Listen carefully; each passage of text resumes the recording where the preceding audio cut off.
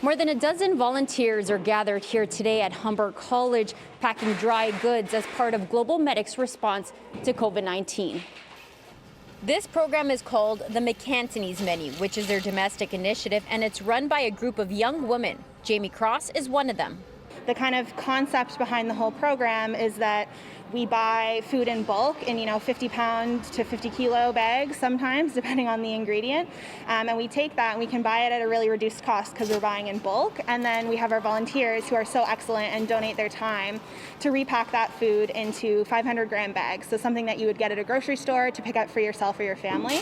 And then those individual bags get distributed through food banks, through food assistance programs, through hamper programs and delivery mechanisms like that, to get into the hands of food insecure families here in Canada. The program was started at the beginning of the year, but really kicked into action at the start of the pandemic. We're here 7 days a week.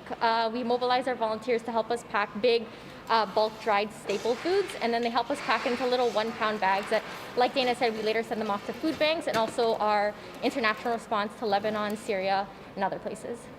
Quickly, we saw how COVID was just evolving and how that impacted our communities. So it was really awesome that we are not only given this huge responsibility, but we were given the chance to impact our own communities, because we were seeing the impacts of all these food banks shutting down. So it's just really awesome to be able to contribute.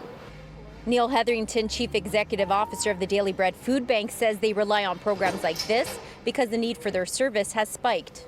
We've seen a rising demand, and in some food banks 3 times the numbers, but across the board at least 35% growth in terms of the number of people who need food banks who otherwise didn't before the pandemic.